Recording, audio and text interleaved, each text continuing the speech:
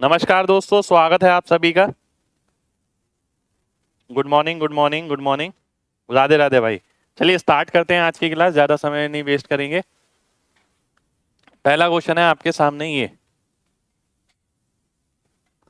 Diagram मैं बना देता हूं। देखिए क्या कह रहा है, 5 आइडेंटिकल रेक्टेंगल है। आइडेंटिकल यानी एक जैसे, ठीक है। आइडेंटिकल की स्पेलिंग भले ही गलत है पर आइडेंटिकल आप समझ जाइए, ठीक है। एक जैसे रेक्टेंगल है जिसका परिमाप है 336 centimetre. Find area of each rectangle. मैं डायग्राम बना देता हूं।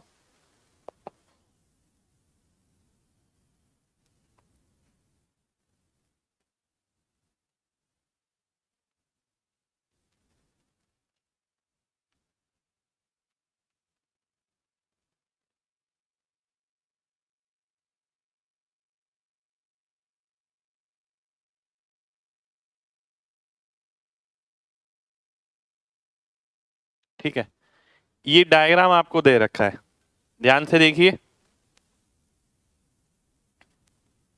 ध्यान से देखना है आप सभी को। प्रत्येक रेक्टेंगल का एरिया आपको बताना है। बहुत अच्छा क्वेश्चन है, इस तरीके का सेम क्वेश्चन आपको मिल सकता है। देखिए अगर ये लेंथ है, ठीक है, ये ब्रेड्थ हो गई, ध्यान से देखिएगा। फिर ये लेंथ हो गई, फिर ये ब्रेड्थ हो गई, फिर ये लेंथ हो गई, ये ब्रेड्थ, ये ब्रेड्थ, ये ब्रेड्थ, ठीक है। ये बी हो गया, ये एल हो गया, ये बी हो गया, ठीक है। ध्यान से देखिए, ये अगर एल है, ये पूरा एल हो गया, ठीक है। ये बी आ गया, ठीक है। अब मैं इसे तो एल नहीं लिख सकता क्योंकि एल तो पूरा है, तो इसलिए मैंने क्या करा, इसे बी लिखा, इसे एल लिखा। ये मैंने फिर क्या करा, फिर बी लिख दिया मैंने, फिर इसे एल लिखा। ऐसा क्यों करा मैंने? क्योंकि ये आइडेंटिकल है, एक जैसे हैं, ठीक है। सबसे पहले आप सभी को ये बात समझ आनी चाहिए, मैंने एल और बी किस तरीके से लिखा है। कितने लोगों को बात ये समझ आ गई है, जल्दी से बताइए। तबीयत भाई बेटर है अब? काफी प्रॉब्लम थी 2 दिन से, ठीक है। सबसे पहले आपको ये समझ आना चाहिए। अब मैं आगे बढ़ता हूं, ध्यान से देखिएगा। देखिए यहाँ पर कुछ भी नहीं है, ये डायग्राम आपको दे रखा था। उसने बोला कि ये जो पांचों रेक्टेंगल हैं वो एक जैसे हैं। मैंने बोला अगर पांचों रेक्टेंगल, पांचों आयत आपके एक जैसे हैं तो पांचों का क्षेत्रफल बराबर होगा, ठीक है। लेंथ इनटू ब्रेड्थ एक ही आएगा, तो जो एल एक की होगी वही एल दूसरे की होगी, जो बी एक का होगा वो बी दूसरे का होगा। ये बात बताई मैंने, ठीक है। अब मैंने आपसे ये बोला कि अगर मैं इसे एल ले लेता हूं, बात समझिएगा, इसे मैं बी लूंगा, पहली बात तो क्लियर हो गई। अब आती नीचे वाली बात, मैं इसे अगर एल लूंगा तो ये भी बी लूंगा, ठीक है। ये बात भी समझ आ गई। अब बात इनकी आती है, अब ध्यान से समझिएगा। मैं प्रति इसको एल तो नहीं ले सकता था, अगर मैं इसे एल ले लेता, ये एल के बराबर हो सकती है? नहीं, एल तो पूरा है। तो इसका मतलब ये क्या होगा, ये बी होगा। अगर ये बी होगा तो ये एल आएगा ऑटोमेटिकली, इसलिए ये भी बी, ये भी बी, ये भी बी, ये एल आ गया। अब मैं आगे बढ़ता हूं। अगर मैं ध्यान से देखूं तो एल जो है 3b के बराबर है। ध्यान से देखिए आप, ये एल है, ये 3b के बराबर है, बी बी बी। यानी मैं एक बात बोल सकता हूं कि परिमाप जो उसने दे रखा है 336 सेंटीमीटर, ठीक है। ध्यान से देखिए, परिमाप इसने दे रखा है 336 सेंटीमीटर, इसका शेडेड एरिया का, ठीक है। यानी मैं एक बात बोलूंगा कि L L L L 4L और 4B, 4L और 4B की वैल्यू आपको दे रखी है कितनी? 336। 4 से अगर मैं भाग करता हूं तो 84 आ गया, ठीक है। 4 से मैंने भाग किया तो क्या आ गया? 84 आ गया। अब आगे देखिएगा, L प्लस बी की वैल्यू 84 आ गई। अब ये क्या है, L बाय बी है आपका 3:1, ठीक है। ये आपको पता है, यानी 4 यूनिट की वैल्यू 84 है, एक की वैल्यू कितनी आ जाएगी? 21 आ जाएगी। 3 की कितनी आ जाएगी? 63 आ जाएगी। और आपको क्या निकालना है? आपको क्षेत्रफल निकालना है। ध्यान से देखिए, अगर मैं 63 को 21 से गुणा करता हूं, ठीक है, तो मेरा आंसर आएगा 63 दूनी हो गया 126, 1260 और 63 1323। 1323 मेरा आंसर हो जाएगा। ये देखिए बहुत अच्छा क्वेश्चन है, सेम क्वेश्चन एग्जाम में आपको रिपीट मिल सकता है। कितने लोगों को बात समझ आ गई है? जल्दी से mg टाइप करिए जल्दी से।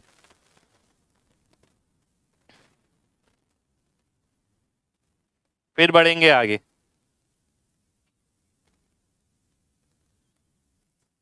ठीक है, एल इक्वल टू आप 3b लेके भी सॉल्व कर सकते हैं, बात एक ही है।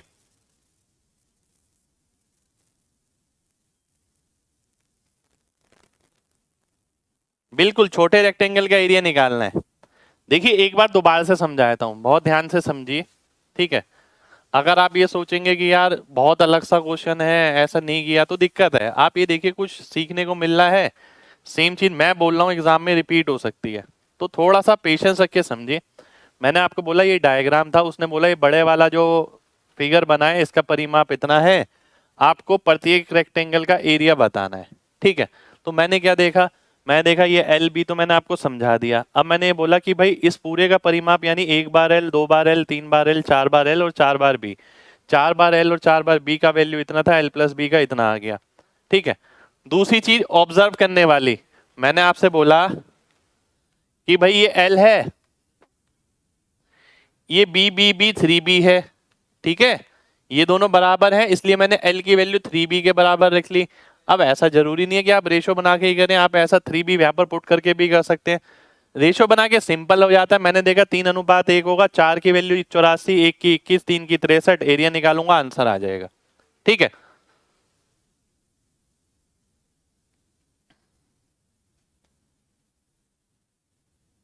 चलिए आगे बढ़ते हैं।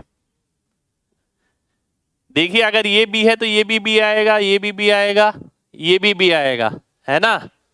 और ये तीनों बी मिलाकर इस एल के बराबर होंगे, यहीं से लिया भाई हमने, ध्यान से देखिए। नेक्स्ट क्वेश्चन पर आते हैं। नेक्स्ट क्वेश्चन है आपके सामने ये, थोड़ा समझने का कोशिश करिए, अच्छे क्वेश्चन है क्योंकि ये आसानी से आपको बुक में नहीं मिलेंगे।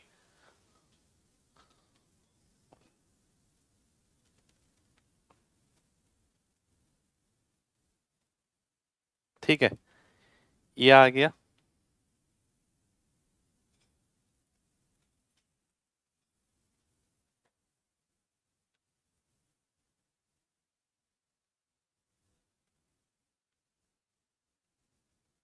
ठीक है,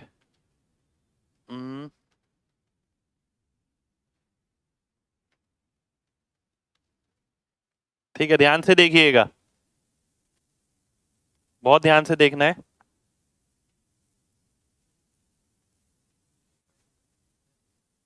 देखिए जिसे समझ नहीं आया ना प्रीवियस क्वेश्चन, वो दोबारा से देखिएगा रिकॉर्डिंग में, मैंने अपनी तरफ से बहुत अच्छे से समझाया है। 5 आइडेंटिकल स्मॉल रेक्टेंगल, ठीक है, given that the breadth of the paper is 40 centimetre. एक सेकंड रुक जाइए, 40 सेंटीमीटर क्या दे रखा है? बी, एक सेकंड रुक जाइए, L plus B, given that the breadth of the paper is 40 centimetre. अच्छा ये दे रखा है,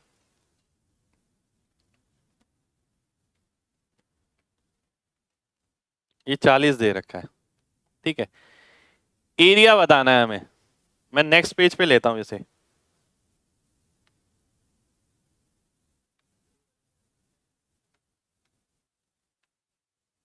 ठीक है, ध्यान से देखिएगा, इसे मैं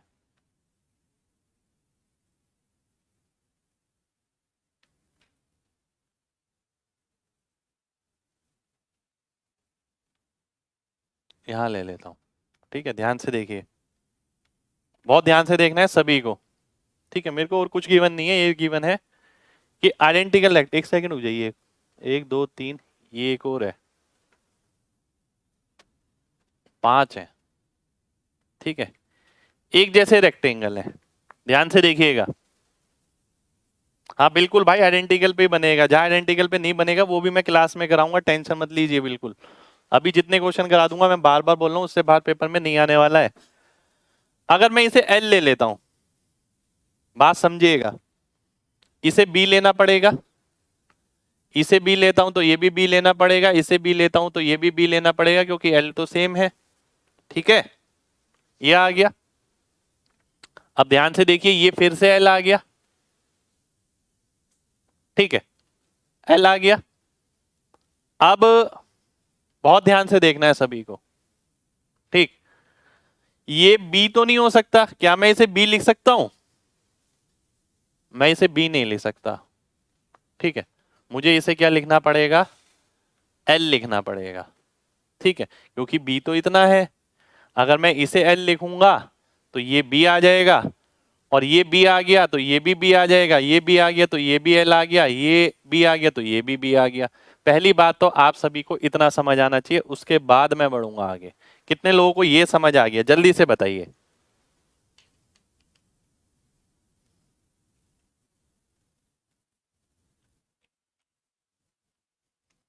ठीक है, चलिए, बहुत बढ़िया। अब मैं आगे बढ़ रहा हूं, ध्यान से देखिएगा। मैं देखता हूं, अगर ध्यान से आप देखिए, 2L बराबर है किसके? 3B के। ये देखिए, 2L बराबर है किसके? 3B के, है ना? ये दिख रहा है आपको, ये लिख दिया मैंने। L बाय बी का अगर मैं रेशियो लिखता हूं तो कितना आ गया? 3:2, बिल्कुल आ गया। अब एक चीज और मैं देख सकता हूं, L प्लस बी की वैल्यू कितनी दे रखी है? 40 दे रखी है, यानी 5 यूनिट की 40 हो गई, तो ये 24 हो गई, ये 16 हो गई, ठीक है। अगर आपको एरिया निकालना है तो 16 इंटू 24 करेंगे, 16 दूनी 32, 16 चौक 64, 384, ये मेरा आंसर हो जाएगा। कितने लोगों को बात समझ आ गई है, जल्दी से बताइए, जल्दी से बताइए। अच्छा, पूरी फिगर का ही एरिया बताना है, पूरी फिगर का बताना है, इंटू 5। अगर पूरी फिगर का बताना है तो ठीक है, तो पूरी फिगर का बताना है तो इंटू 5 कर देंगे, आंसर आ जाएगा। तो 80 इंटू 24, 24 अट्ठे 192, 1920, ये मेरा आंसर हो जाएगा, ठीक है। डिपेंड करता है क्या पूछा है, जो पूछा है उसके हिसाब से हम आंसर निकाल सकते हैं, ठीक है। बिल्कुल पूरे का ही निकाला भाई, ठीक है। चलिए नेक्स्ट क्वेश्चन पर आते हैं। भाई एग्जाम में सेम मिल सकते हैं इस टाइप के क्वेश्चन, मैं अभी भी आपको बोल रहा हूं, बिल्कुल सेम क्वेश्चन मिल जाएंगे, क्योंकि इन क्वेश्चनों में बहुत हाई फाई फॉर्मूला नहीं लगाना। आप देखिए, अगर तो बेसिक पे है पूरा, ठीक है, तो बेसिक पे क्वेश्चन कभी भी मिल सकता है इस तरीके से। नेक्स्ट क्वेश्चन पर आएंगे। नेक्स्ट क्वेश्चन है आपके सामने, ये फिगर भाई गिवन ही होगी, बिना फिगर गिवन के कैसे करेंगे? इन द फिगर जहां भी लिखा है तो फिगर गिवन ही है ना?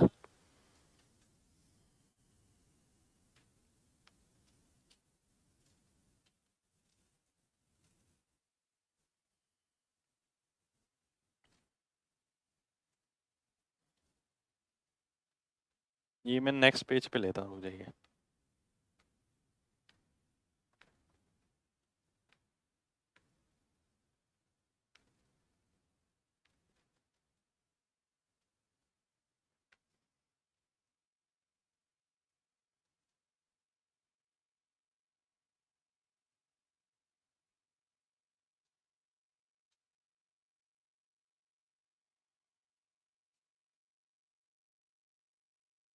हम्म,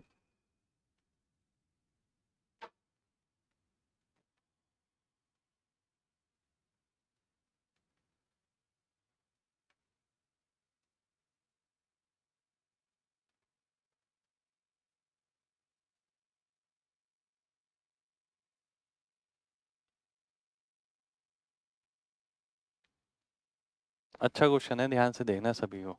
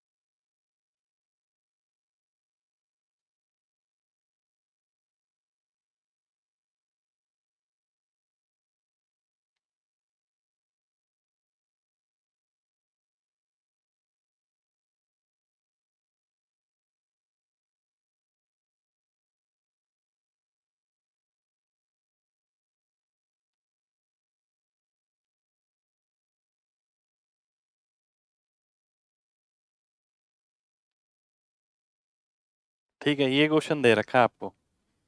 अब मैं नेम कर देता हूं ई एफ जी एच। ठीक, आइए अब क्वेश्चन देख लेते हैं, बहुत ध्यान से देखिएगा। ध्यान से देखिएगा, ये क्वेश्चन आपको दे रखा है, ठीक है। और बोला गया है 6 एक जैसे वर्ग ई एफ जी एच के अंदर बनाए जाते हैं, प्रत्येक की साइड 3/3 है, ई एफ जी एच का परिमाप निकालिए। ठीक है, 6 एक जैसे वर्ग कौन से हैं? 1 2 3 4 5 6, ये हैं 6 एक जैसे वर्ग। ठीक है, अब अगर मैं बोलता हूं ये 3 है, ये 3 है, ये 3 है, ये 3 है, तो ये भी 3 हो गया। बिल्कुल हो गया, क्वेश्चन में कुछ नहीं है, पर डायग्राम दिखने में बहुत खतरनाक सा लग रहा है। ये भी 3 हो जाएगा, ये भी 3 हो जाएगा, और ये भी 3 हो जाएगा। ठीक है, इसी तरीके से ये 9 हो गया। अब मेरे को क्या निकालना है? परिमाप निकालना है, ई एफ जी एस। तो मैं कह सकता हूं ट्वाइस ऑफ एल। एल कितना है? 12 प्लस बी, बी कितना है? 9। तो आंसर कितना आ गया? 42 आ गया। 42 मेरा आंसर हो गया। कुछ नहीं है, डायग्राम देखने में है कि भाई बहुत खतरनाक है। कितने लोगों को बात समझ आ गई है? जल्दी से एमजी टाइप करिए, जल्दी से, जल्दी से बताइए कितनों को समझ आ गया है। फिर अगले क्वेश्चन पे बढ़ते हैं।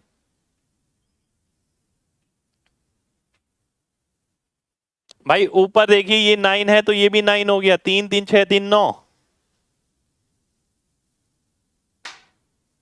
ठीक है, बिल्कुल कॉन्सेप्ट बेस है भाई। चलिए नेक्स्ट क्वेश्चन पर आते हैं। नेक्स्ट क्वेश्चन है आपके सामने ये, और ये एक बहुत धांसू क्वेश्चन है। मैं ये भी बोलूंगा कि आने वाले टाइम में ना सेम क्वेश्चन रिपीट हो सकता है। इंपॉर्टेंट क्वेश्चन, सेम रिपीट हो सकता है। ठीक है, पहले मेरे को डायग्राम बनाने दीजिए। डायग्राम थोड़ा सा मुश्किल है इसका बनाना।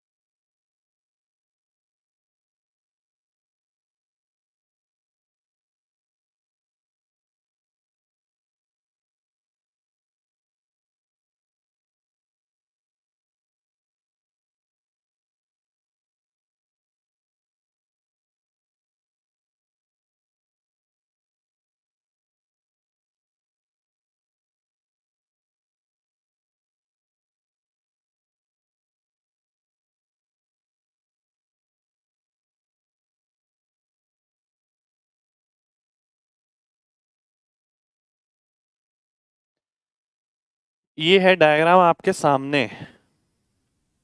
डायग्राम थोड़ा सा खतरनाक है, मैंने बोला ही था आपसे, पर इस टाइप का आपको मिल सकता है एग्जाम में, डेफिनेट मिल सकता है। आइए देख लेते हैं क्या क्या दे रखा है इसके अंदर। A B C D E F G H I, और इंपॉर्टेंट क्वेश्चन में से है, देखिए। ठीक है, A B C D E F G H I ध्यान से देखिएगा। ये आपको और दे क्या रखा है ये देख लेते हैं, ध्यान से देखिएगा, एक सेकेंड। आइए देख लेते हैं दे क्या रखा है। हमें दे रखा है कि ए का एरिया 1 है, बी का 81 है, आई का निकालना है। ठीक है, इसका निकालना है, इसका 81 है यानी ये 9 हो गया, और है सभी स्क्वायर। कई जगह आपको स्क्वायर नहीं भी लग रहे होंगे क्योंकि देखिए मैंने हाथ से ड्रॉ किया है, बाकी बुक वगैरह में आपका पता ही है कैसे पूरा एक्यूरेसी से बनाया जाता है। ठीक है, पर आप अंदाजा लगा सकते हैं। ये 9 हो गया, ये 1 हो गया, ये 1 हो गया, ये 1 हो गया। अब मैं बोलता हूं अगर ये 1 हो गया, ये 9 हो गया, तो ये 10 हो गया, बिल्कुल 10 हो गया क्योंकि स्क्वायर है, सारी साइड बराबर होंगी। ठीक है, अब मैं आगे आता हूं। अब मैं बोलता हूं कि ये 9 है, ये 1 है, तो नीचे वाला कितना बचा? ये 8 बचा, बिल्कुल बचा। अब ये 8 हो गया तो ये भी 8 हो गया।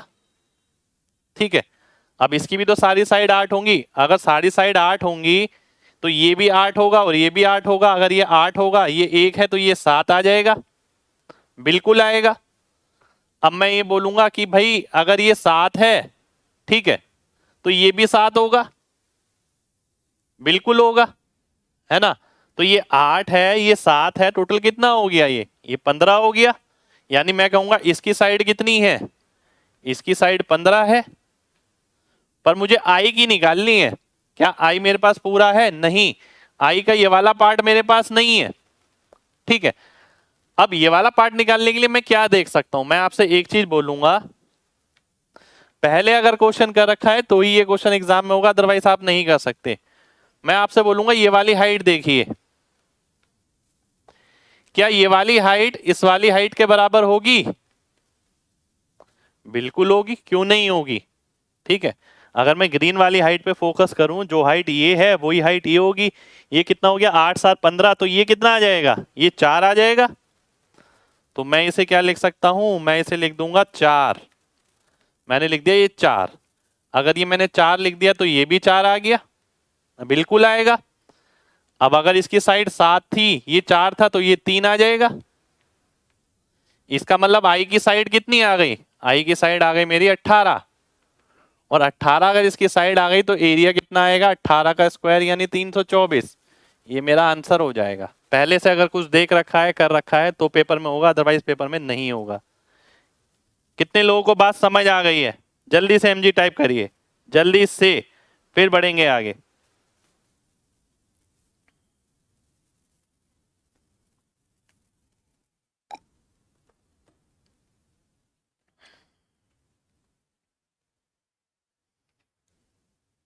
बहुत बढ़िया।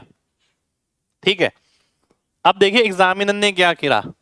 एग्जामिनर ने आपसे कोई बहुत बड़ा फॉर्मूला नहीं पूछा, उसने तो ये देखा कि क्या आप लेंथ देख सकते हैं, केवल लेंथ। आप देखिए इस क्वेश्चन में फॉर्मूला कौन सा यूज हुआ? कोई फॉर्मूला यूज नहीं हुआ, केवल लेंथ लेंथ लेंथ लेंथ देखते देखते आपका आंसर आ गया। पर अगर आप 10 बच्चों को देंगे तो 10 में से 9 बच्चे से नहीं कर पाएंगे, एक बच्चा भी वो होगा जिसने पहले इस तरीके से देख रखा होगा इस तरीके का क्वेश्चन, केवल वो ही कर पाएगा। पर क्वेश्चन मुश्किल नहीं है, इसलिए मैंने बोला था इंपॉर्टेंट क्वेश्चन है। ठीक है, चलिए नेक्स्ट क्वेश्चन पर आते हैं। नेक्स्ट क्वेश्चन है आपके सामने ये।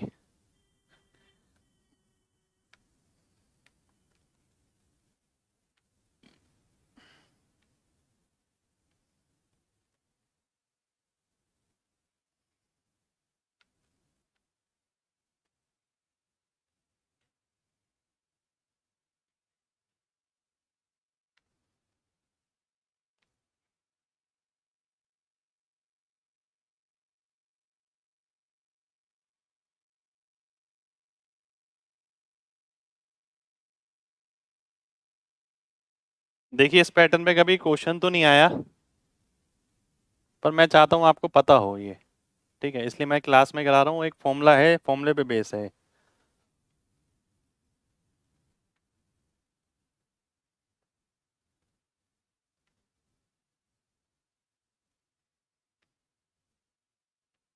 क्योंकि कई कई ना टेस्ट सीरीज वाले हीरो बन के दे देते हैं ये वाला क्वेश्चन ऐसा।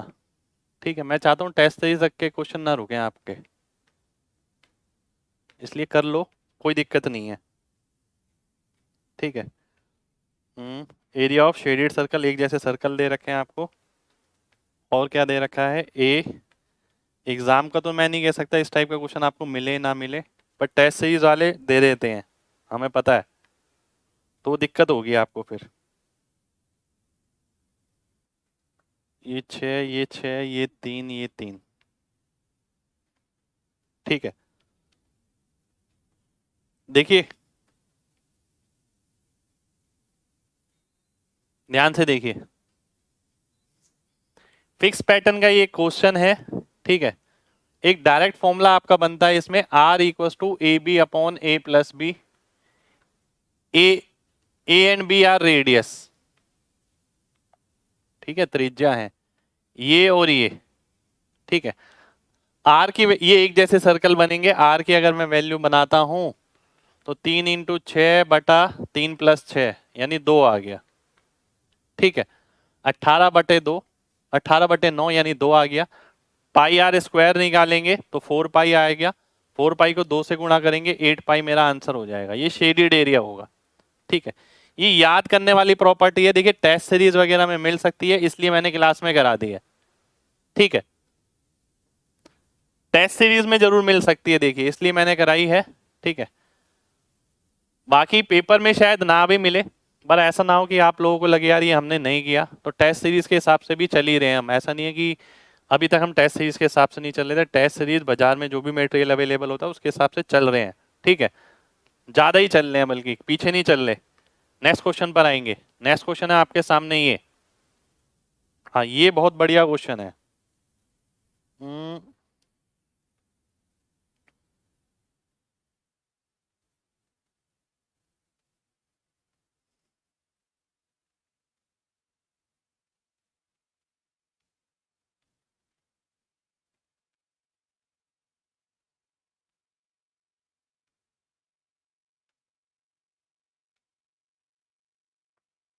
ABCD²।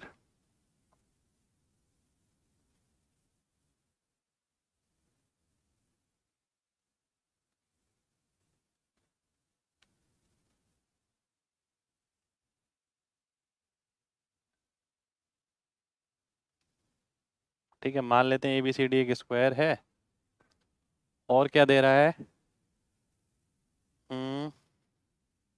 ये डायमीटर हो गया। ठीक है, और एक स्क्वायर इस पे बना दिया।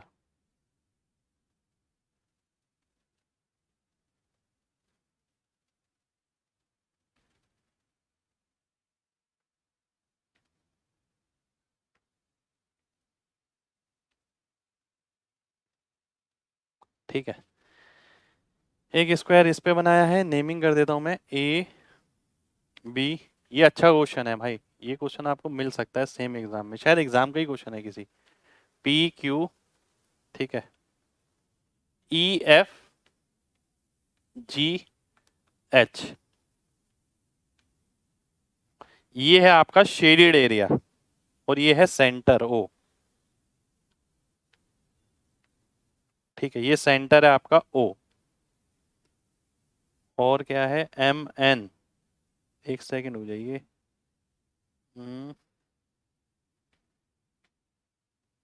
2 से मल्टीप्लाई क्यों किया पिछले क्वेश्चन में, अरे भाई 2 से मल्टीप्लाई करेंगे, 2 सर्कल हैं तो।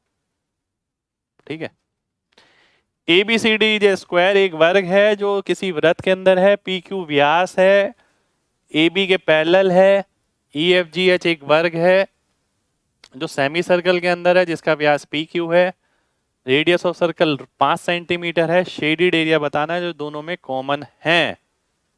ठीक है, अगले पेज पे लेता हूं, ध्यान से समझिएगा, अगले पेज पे ले रहा हूं, ध्यान से समझिएगा एकदम, है ना। आइए देखते हैं।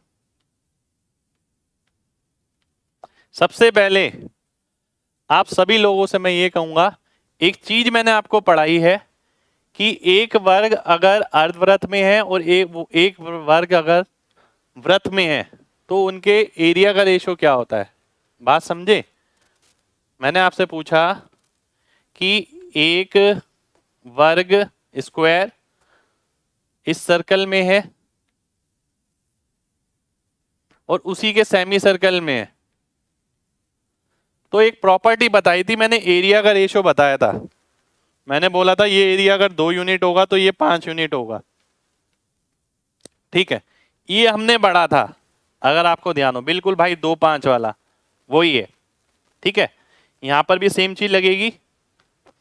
अगर मैं देखता हूं ये ऊपर वाला वर्ग स्क्वायर ये सेमी सर्कल में है, ये पूरा वाला पूरे सर्कल में, तो एरिया का रेशियो कितना हो गया? एरिया का रेशियो मुझे पता लग गया 2:5। साइड का कितना होगा? √2:5, है ना? होगा ना? अब रेडियस आपको गिवन है, रेडियस गिवन है का मतलब क्या है? रेडियस गिवन है का मतलब है कि अगर रेडियस गिवन है 5, ये 5 ये 5, तो ये कितना आ गया? 5√2 आ गया जी, है ना? यानी जो बड़े वाला सर्कल, बड़े वाला वर्ग है, स्क्वायर है, उसकी साइड कितनी आ गई? 5√2। अगर 5√2 आ गई तो ये कितना हो गया? 5√2/2। ये कितना हो गया? 5√2/2। ठीक है, हो गया ना? यानी इसकी ये वाली साइड पता लग गई मेरे को। ये जो निकालना था, मतलब मुद्दा अब कितना बचा है? मुद्दा अब इतना बचा है कि ये वाले स्क्वायर की साइड पता लग जाए, और वो पता लग सकती है क्योंकि बड़े की पता लग गई।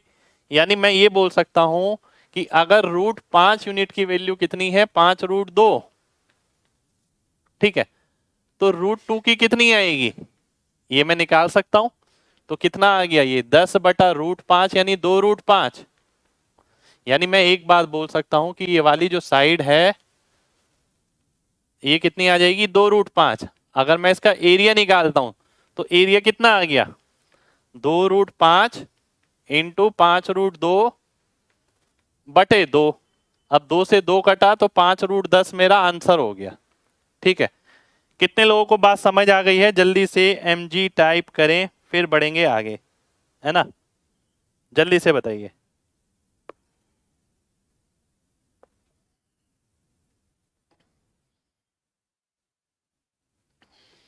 अच्छा क्वेश्चन है भाई, ये सेम मिल सकता है एग्जाम में।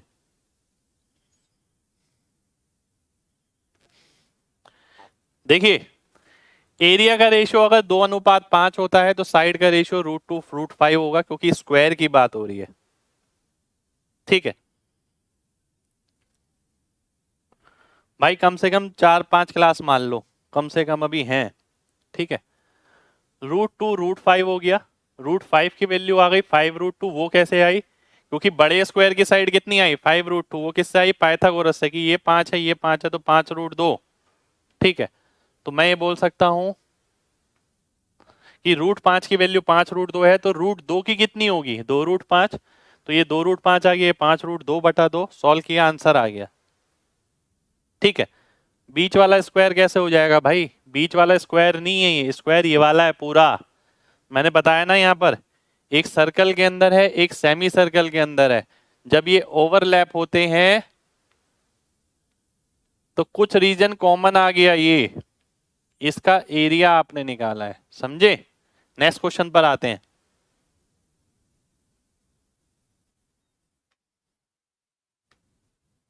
नेक्स्ट क्वेश्चन है आपके सामने ये।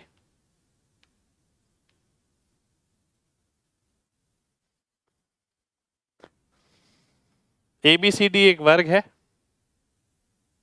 ठीक है, और क्या दे रखा है? और दे रखा है आपको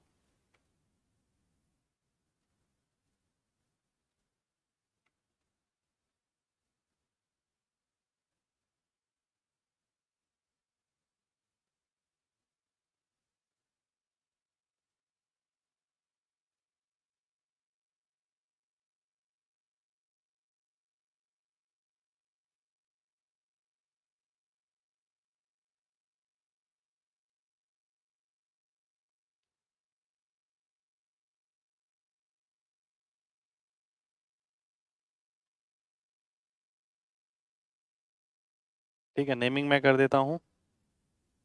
ये आ गया आपका A B C D G F E H, है ना।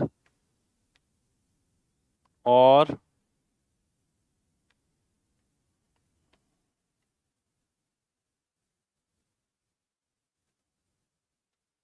ध्यान से देखिएगा, कॉन्ग्रेंट ट्रायंगल आपको दे रखे हैं।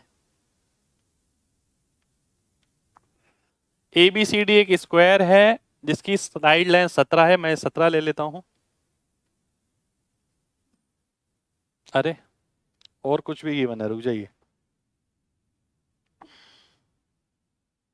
ई सी इक्वल टू 8, ई सी 8 के बराबर है और आपको निकालना है शेडेड एरिया, ठीक है। ध्यान से देखिए, ई सी अगर 8 है यानी ये 8 है, ठीक। तो क्या हो गया, ये 15 आ गया पूरा,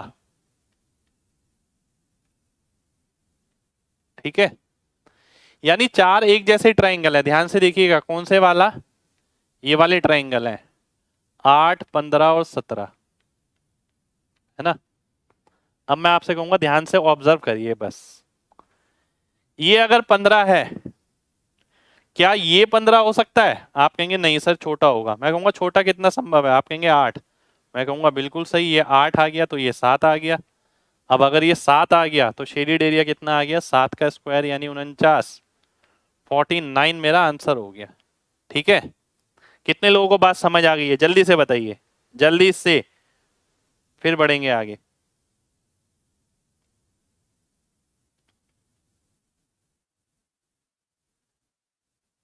चलिए बहुत बढ़िया, नेक्स्ट क्वेश्चन पर आते हैं। देखिए कुछ भी नहीं है इसके अंदर,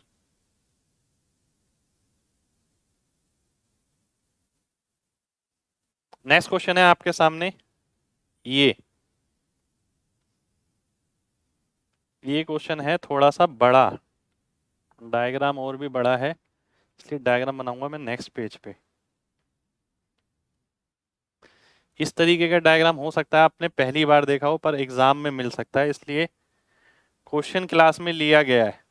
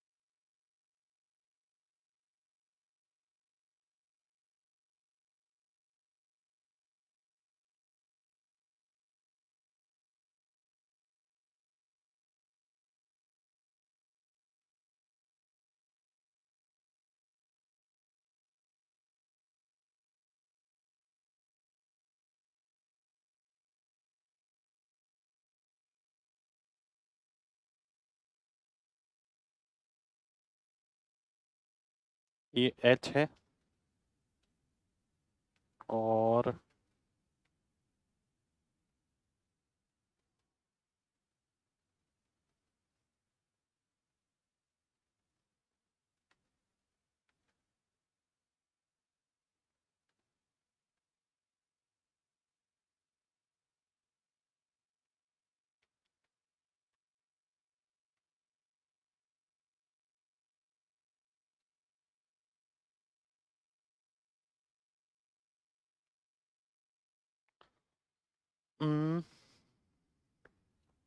देखिए डायग्राम बनाने में थोड़ा समय लग रहा है और डायग्राम है भी थोड़ा ऐसा,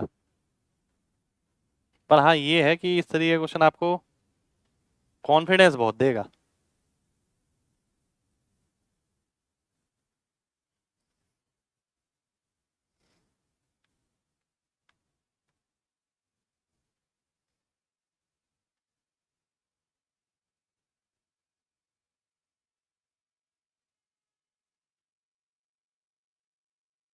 ठीक है। इसके अलावा तो कुछ नहीं है शायद, ये आर है और बड़े का रेडियस कैपिटल आर है, ठीक है। यही दे रखा है आपको डायग्राम।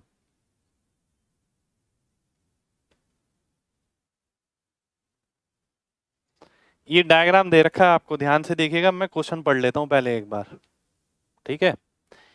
एक राइट सर्कुलर केनी कोन, पहली बात, ठीक है, जिसकी ऊंचाई s सेंटीमीटर है और आधार का, अच्छा जी, डायमीटर भी h है। एक सेकंड रुक जाइए। आधार का जो डायमीटर है, बेस डायमीटर, एक सेकेंड, वो भी h है। अच्छा जी, बहुत बढ़िया। Sphere of diameter h kept on the इतना, ठीक है, डायमीटर h है, रेडियस h/2 हो जाएगा। Slices both the solid, cross section will be circular horizontal plane at a height above grapes, cross section of equal areas with cone and sphere h। एक second रुक जाइए।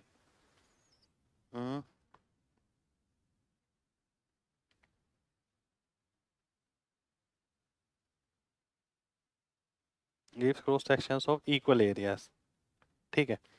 तो आपको निकालना क्या है, h की वैल्यू निकालनी है, ठीक है। आइए देखते हैं कहां तक हो पाता है, ठीक है। बड़ा क्वेश्चन है, थोड़ा ध्यान से समझिएगा।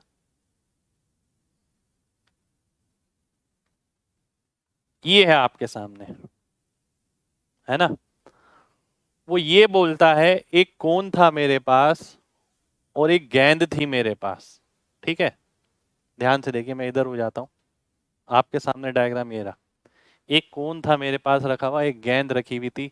एक क्रॉस सेक्शन से मैंने यहां से काटा, यहां से काटा, तो h की ऐसी वैल्यू क्या हो कि इनका एरिया समान आए, ठीक है। ये क्वेश्चन है। कितने लोगों को ये बात समझ आ गई है, जल्दी से बताइए, जल्दी से, कि h की ऐसी वैल्यू क्या हो जो इनका एरिया समान आए।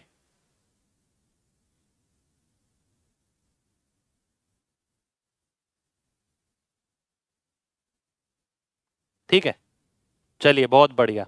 अब मैं आगे बढ़ता हूं। ऐसा करते हैं, इस डायग्राम को तो मैं यहीं ले लेता हूं, इसकी एक कॉपी ले लेता हूं नेक्स्ट पे, क्योंकि ये गिवन है, ठीक।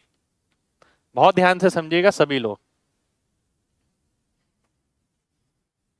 अगर ये सेंटर है, ये रेडियस हो गया, ठीक है। रेडियस किसके बराबर है, h/2, इसके बराबर है, ठीक है। रेडियस h/2 के बराबर है। अगर मैं आपसे बोलूं कि ये वाला डिस्टेंस किसके बराबर है, भाई h/2 ये है, h/2 ये है, ये भी पूरा h/2 है, ये h है, तो ये कितना आएगा, h/2 माइनस h आएगा, बिल्कुल आएगा। अब बात आती है कि ये रेडियस कितना होगा। अब इस बात के लिए मैं उस बात पे पहुंच गया कि भाई जब क्षेत्रफल समान है तो एरिया अगर इक्वल है तो रेडियस भी सेम होगा। अब रेडियस के लिए मैं यहां पर आता हूं और उसके लिए मैं क्या करूंगा, उसके लिए मैं सिमिलरिटी लगाने की कोशिश करूंगा। वो कैसे, आइए देख लेते हैं।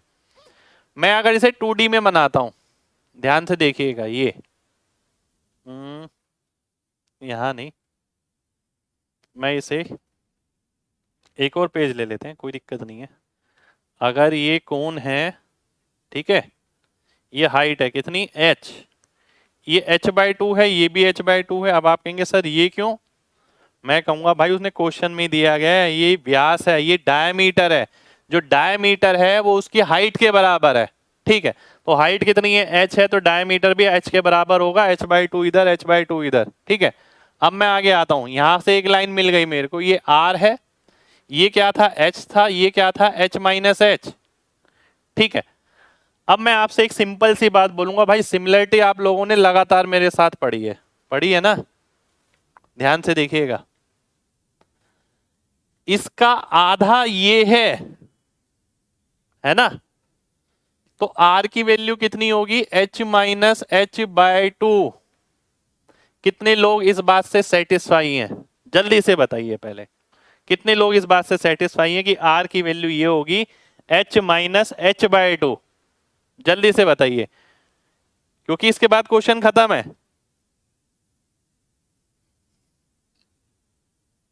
चलिए ठीक है, अब मैं क्वेश्चन पे आ गया। मैंने बोला आपने बोला कि सर इसकी वैल्यू होगी h माइनस h बाय 2, यही बोला आपने, बिल्कुल यही बोला। मैं कहूंगा ये अगर ये होगी तो ये भी तो यही होगी, क्योंकि भाई जो रेडियस है वो बराबर है। वो क्यों? क्योंकि क्षेत्रफल इक्वल है तो रेडियस भी बराबर होगा। अब मैं आपसे बोलता हूं कि आपको छोटे h और बड़े h में रिलेशन निकालना है। क्या आपको वो राइट ट्रायंगल दिख रहा है? मुझे दिख रहा है ये। अब मैं इस राइट ट्रायंगल को यूं उठा लूंगा। अब मैं राइट ट्रायंगल को उठाता हूं, मैं अगले पेज पे, उससे भी अगले पेज पे, ठीक है, उससे भी अगले पेज पे ले लेता हूं। देखिए हर चीज मैं बहुत खोल खोल के बता रहा हूं जिससे कि आपको एक बारी में चीज समझ आ जाए। अब ये राइट ट्रायंगल है आपके पास, ठीक है, ये हाइट कितनी है h/2, ये कितनी है h माइनस h/2, ठीक है, ये कितनी है h/2 माइनस h, ठीक है। क्या मैं इसे ऐसे लिख सकता हूं?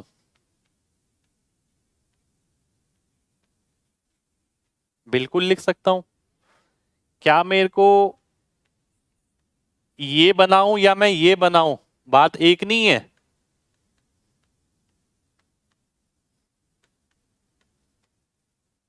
देखिए बात एक है, क्यों नहीं है एक? बिल्कुल एक है। डिवाइड बाय 2 वाला तो हटा दिया मैंने, ट्रिपलेट तो सेम ही बन जाएगा वो, ठीक है। अब मैं आगे बढ़ता हूं। अब मैं क्या करूंगा, इसके अंदर पाइथागोरस लगा दूंगा, ठीक है। पाइथागोरस अगर आप लगाते हैं, ठीक है, ध्यान से समझिएगा, अगर मैं पाइथागोरस लगाता हूं, एक बार ऐड करते हैं एक बार सब्ट्रैक्ट करते हैं। अगर मैं एक बार ऐड करता हूं ये आ जाएगा, एक बार सब्ट्रैक्ट करता हूं तो ये आ जाएगा, बराबर होगा इसके स्क्वायर के, ठीक है। अब मुझे ये सॉल्व करना है। अगर मैं ये सॉल्व करता हूं, ध्यान से देखिए, H square plus 4h² minus 2 4h, ये मैं 2h इधर ले आऊंगा, माइनस h² प्लस h² हो जाएगा, ठीक है, इक्वल टू 0, यानी ये कितना बन गया h² प्लस, एक second, h² minus 6hh plus 5h² equal to 0, ठीक है, ये बन जाएगा। ध्यान से देखिए, बिल्कुल ये बनेगा। अब अगर मैं इसे सॉल्व करता हूं तो दो फैक्टर बनेंगे, h माइनस 5h और h minus h equal to 0, ठीक है, 5 और 1 के साथ बनेंगे, यानी h इक्वल टू 5h मेरा आंसर हो गया। और h की वैल्यू कितनी हो गई, h/5। एक पॉसिबल सॉल्यूशन ये है और दूसरा पॉसिबल सॉल्यूशन है h की वैल्यू h के बराबर हो, ठीक है। दो पॉसिबल सॉल्यूशन आ गए, या तो हाइट जो है h/5 हो या h हो। अब ध्यान से देखिएगा, अगर हाइट की वैल्यू h/5 होगी यानी यहां पर, तब ऐसा होगा, या हाइट की वैल्यू h का मतलब है यहां से काटें यहां से काटते हैं तो कुछ बचेगा ही नहीं, वो जो ऊपर वाला कटा हुआ पार्ट होगा वो टच करेगा, बस जो टच करेगा तो इक्वल एरिया अपने आप ही हो जाएगा। इसलिए यहाँ पर दो सॉल्यूशन आए हैं, एक आया है h/5, एक आया है कैपिटल H, तो ये मेरे आंसर हो गए। कितने लोगों को क्वेश्चन समझ आ गया है? जल्दी से mg टाइप करिए, फिर बढ़ेंगे आगे।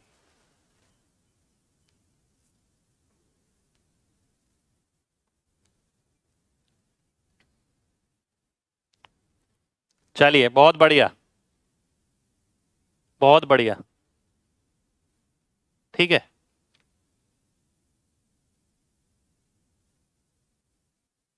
बहुत शानदार।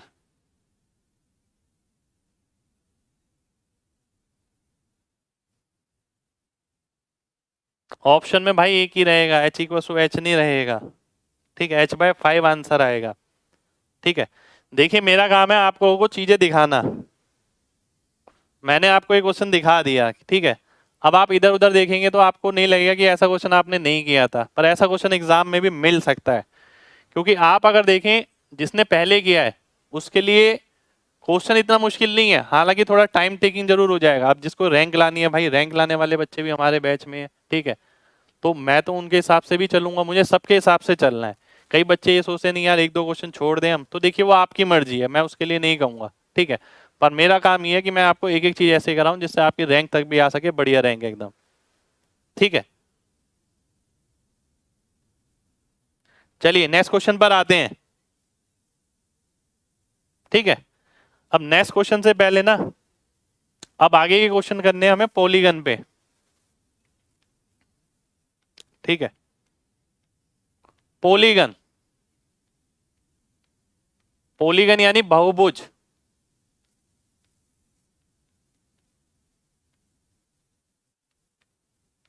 ठीक है। आगे के क्वेश्चन हमें बहुभुज पे करने हैं, ध्यान से देखिएगा। अब बहुभुज के क्वेश्चन मैं पहले आपको बताऊंगा, प्रॉपर्टी बताऊंगा, फिर क्वेश्चन पर आएंगे।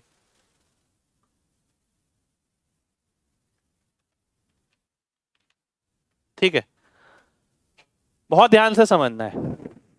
कुछ एक प्रॉपर्टीज है, देखिए मैंने जिस तरीके से पॉलीगन को पढ़ रखा है, मैं चाहता हूं कि आप भी पॉलीगन उसी तरीके से दिमाग में रखें, ठीक है।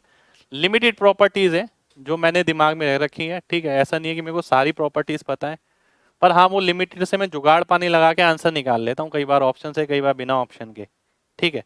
आइए देख लेते हैं। सबसे पहले ध्यान से देखिएगा, अगर मैं ये कोई पॉलीगन बना दिया, ठीक है, यानी जिसकी n भुजाएं हैं। अब यहां पर कुछ एक टर्म्स हैं जो आपको पता होनी चाहिए। सबसे पहले जैसे कि मान लेते हैं ये है, ठीक है, इसमें साइड किसे कहते हैं, साइड ये हो गई भुजा, ये n भुजा हो गई। ये क्या हो गया, ये डायगोनल हो गया, विकर्ण। ऐसे आप जितने भी बना सकते हैं वो सब विकर्ण बनेंगे, यहां से यहां, यहां से यहां, यहां से यहां, ठीक है, ये विकर्ण होती है। उसके बाद दो चीजें हैं, एक है इंटीरियर एंगल, ये वाला जिसे मैं आई से डिनोट करता हूं, एक है एक्सटीरियर एंगल जो ये वाला है,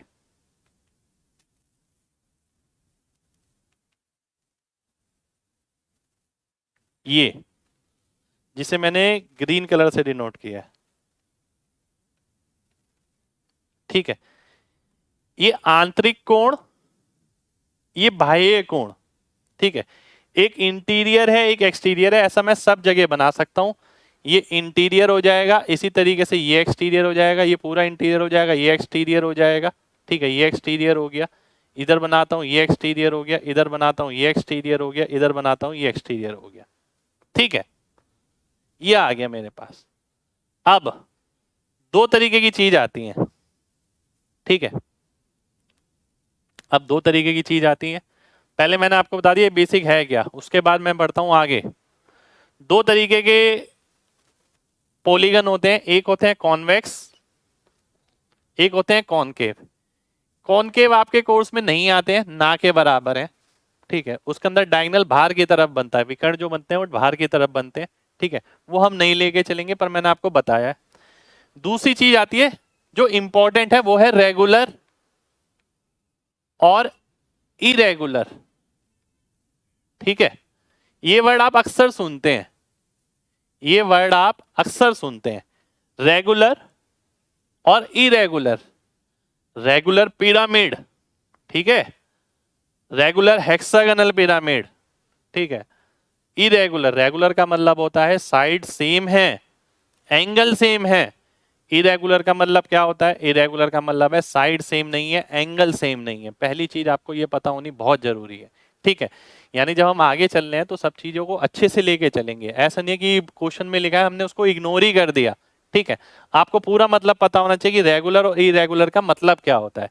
रेगुलर का मतलब होता है कि भुजाएं बराबर होंगी, एंगल सेम होंगे, और इरेगुलर का मतलब है साइड और एंगल सेम नहीं होंगे, ठीक है।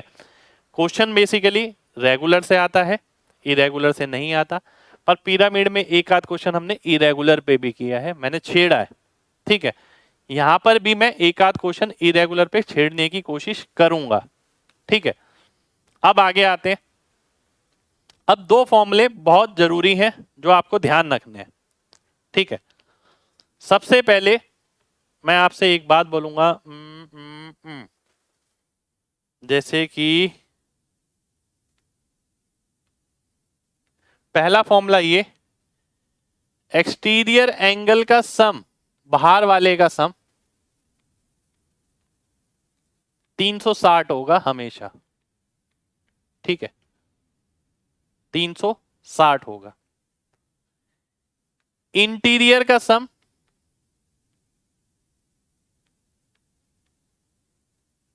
ठीक है, ऑलवेज है ये, ठीक है, ये ऑलवेज है। यानी n की वैल्यू आप 4 लें, 4 से ऊपर लें, 5 6 7 8, 4 भी होगी तो भी ये आएगा, ठीक है, 3 में नहीं लेना है, ठीक है। अब इंटीरियर की सम की अगर बात करें, ध्यान से देखिएगा, तो ये ध्यान रखिए किसी भी पॉलीगन में n-2 ट्रायंगल्स बन सकते हैं। n-2 ट्रायंगल यानी n-2 इंटू 180 डिग्री, ये इंटीरियर का सम हो जाएगा। कोई देखिए कई बार ना क्वेश्चन ये आ जाता है कि एक पॉलीगन आपको दे रखा है, ठीक है, उसके अंदर कितने ट्रायंगल बन सकते हैं, n-2 ट्रायंगल बन सकते हैं, ठीक है। तो n-2 ट्रायंगल बना देंगे तो n-2 ट्रायंगल के सम के बराबर इंटीरियर एंगल का सम होता है, ठीक है। ये तो बात हो गई सम की। अब अगर ईच की बात करें, प्रत्येक ई एंगल कितना हो गया 360/n। प्रत्येक इंटीरियर की बात करें तो कितना हो गया n-2 इंटू 180/n, ठीक है। एक ये प्रॉपर्टी, अगली ये प्रॉपर्टी, अगली ये, उससे अगली i प्लस ई 180 डिग्री होता है। और एक प्रॉपर्टी होती है ये n into n-3/2 equal to number of diagonals. Diagonals पे भी क्वेश्चन पूछ लेता है कई बार, ठीक है, कई बार डायगनल्स पे भी क्वेश्चन आ जाता है। ये वो बेसिक प्रॉपर्टी है जो आपको सबसे पहले अच्छे से पता होनी जरूरी है। मेरे को ये पता है और इनको भी ना याद करने की इतनी जरूरत रहती नहीं है, ठीक है, बिल्कुल एन साइड है भाई, इनको याद करने की जरूरत नहीं रहती अपने आप। या और इससे ज्यादा फॉर्मूले लगाने की जरूरी नहीं है कि हर जगह फॉर्मूले ही लगाए जाए। अभी आप क्वेश्चन करते वक्त देखेंगे, देखिए और कोई प्रॉपर्टी बची तो नहीं यहाँ पर, ये वाली मैंने सारी प्रॉपर्टी ले ली, ठीक है। अब मैं आगे बढ़ता हूं और आगे की प्रॉपर्टी पे आते हैं अगर, ठीक है, ये चीजें लिखी हुई हैं, ठीक है, कि अगर एक्सटीरियर एंगल सम की बात करें तो 360 होगा, इंटीरियर एंगल की बात करें तो इतना होगा, इंटीरियर और एक्सटीरियर एंगल के सम का अनुपात निकालते हैं तो ये आएगा। यदि पॉलीगन की side n greater than equal to 3 है तो हम उसे n-2 ट्रायंगल में काट सकते हैं, ठीक है। ये n अगर ग्रेटर देन इक्वल टू 3 है तो n-2 ट्रायंगल में आप उसे काट सकते हैं। आगे बढ़ता हूं, हाँ अब आ गई ये मेन चीज, ये देखिए अब यहां पर क्या है,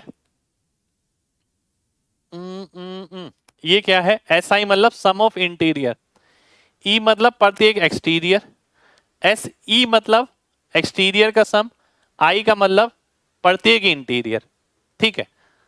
अब ध्यान से देखिएगा, बहुत ध्यान से देखना है, ट्राइंगल है, क्वाड्रिलेटरल है, पेंटागन है, हेक्सागन है, हेप्टागन है, ऑक्टागन है, नोनागन है, डेकागन है, डोडेकागन भी बन जाता है, ठीक है। 12 भुजाएं होती हैं जिसके अंदर, सबके बारे में पता होना चाहिए। आप देखिए n की वैल्यू 3 है, ये आप खुद बना सकते हैं, मैं चाहता हूं हर बच्चा खुद बना पाए ये। आपको ये पता है इंटीरियर एंगल का, आपको मेरे को इंटीरियर एंगल का सम नहीं पता मान लेते हैं, मुझे ये पता है एक्सटीरियर, मैं एक्सटीरियर से शुरू करता हूं हमेशा, मैं इन दोनों से शुरू नहीं करता, मैं इससे शुरू करता हूं, एक ये देखता हूं और ये एक देखता हूं, उससे मेरी सारी चीजें आ जाती हैं, ठीक है। एक्सटीरियर तो हमेशा 360 होगा, 3 से भाग करूंगा तो 120 आ जाएगा एक्सटीरियर। अगर 120 एक्सटीरियर आ गया तो इंटीरियर कितना आ गया, 160 आ गया, ठीक है। अब एक चीज और पढ़ी थी मैंने कि भाई n-2 ट्रायंगल बनेंगे, तो n कितनी है, 3 साइड है, 3 में से 2 गया 1, एक ट्राइंगल का सम कितना हो गया 180 डिग्री, तो 180 डिग्री यहां पर आ गया। देखिए इस चीज को एक्सप्लेन करने में मैं समय ले रहा हूं क्योंकि ये चीज काम आएगी आगे। फिर मैं अगले पे आता हूँ, क्वाड्रिलेटरल यानी 4 साइड हो गई, 4 साइड का मतलब है 360/4, 90 आ गया, 90 ये हो गया तो 90 ये हो गया। अब 4 साइड है तो 4 में से 2 गया, 2 ट्राइंगल होंगे, 2 ट्राइंगल ये आ गए। 5 साइड 360, प्रत्येक एक्सटीरियर कितना हो गया 72 हो गया। अब प्रत्येक एक्सटीरियर 72 हो गया तो इंटीरियर कितना हो गया 108 हो गया। अब इसके अंदर कितने ट्राइंगल बनेंगे, 3 ट्राइंगल बनेंगे, ये आ गए। इसके अंदर 4 triangle, 5 triangle, 6 triangle, 7 triangle, 8 triangle, ये इंटीरियर का सम हो गया। एक्सटीरियर का सम फिक्स हो गया। प्रत्येक इंटीरियर आएगा, एक्सटीरियर आएगा, जो 180 में से घटाएंगे इंटीरियर आ जाएगा। ठीक है, ये इस तरीके से चलते रहेंगे। अब मैं आगे बढ़ता हूं, मैं ध्यान से देखता हूं कि मैंने एक इंपॉर्टेंट बात नोट करी यहां पर। वो क्या, जैसे जैसे n बढ़ेगा, ठीक है, इंटरनल एंगल का मेजर कम होता रहेगा, बढ़ता रहेगा, ठीक है, और एक्सटीरियर का एंगल कम होता रहेगा। जैसे जैसे n बढ़ा, इंटीरियर एंगल लगातार बढ़ रहा है और एक्सटीरियर एंगल लगातार कम होगा। यानी जितनी ज्यादा भुजाएं होंगी, ठीक है, इंटीरियर एंगल उतना बढ़ता रहेगा, एक्सटीरियर एंगल उतना कम होता रहेगा। ठीक है, सीधी सी बात है। एक्सटीरियर एंगल क्या होता है 360/n, अगर मैं n से भाग करता हूं और n बढ़ेगा तो एक्सटीरियर एंगल कम होता रहेगा। तो जैसे जैसे मैं n बढ़ाऊंगा एक्सटीरियर कम होगा, और एक्सटीरियर प्लस इंटीरियर फिक्स है। ठीक है, अगर ये कम होगा तो ये उसको बढ़ना जरूरी है, इसलिए ये लगातार बढ़ता रहेगा। कितने लोगों को इतनी बात समझ आ गई है, जल्दी से बताइए, जल्दी से। उसके बाद कुछ एक फॉर्मूले और हैं आपके, ये फॉर्मूले आप ध्यान रखेंगे। किसी भी पॉलीगन का अगर एरिया निकालना है तो ये फॉर्मूला है आपका, ठीक है, हाफ इंटू पेरीमीटर इंटू इन रेडियस। ये सरकम रेडियस का फॉर्मूला है, ये इन रेडियस का फॉर्मूला है। इन पे बेस क्वेश्चन हालांकि आते नहीं है, एरिया ऑफ पॉलीगन पे फिर भी मिल सकता है, पर वो बिना फॉर्मूले के भी हो सकता है। ये एक और फॉर्मूला है कि अगर इंटरनल और external angle of N side का डिफरेंस थीटा है तो एन की वैल्यू क्या आएगी, ये आएगी। ठीक है, जरूरी नहीं है इसे यूज करना, पर फॉर्मूला है इसलिए मैंने क्लास में लिखवाया है। ठीक है, तो देखिए आज के लिए हम इतना ही करेंगे। इस पे बेस क्वेश्चन हम कल की क्लास में करेंगे। ठीक है, कल की क्लास में सारे क्वेश्चन खत्म कर देंगे, इस पे बेस जितने भी हैं। ठीक है, तो ये प्रॉपर्टीज पढ़ के बैठिएगा जिससे कल की क्लास स्मूथली चले। ठीक है, तो मिलते हैं आपसे नेक्स्ट क्लास में। जब तक अपना ख्याल रखिए, जय हिंद।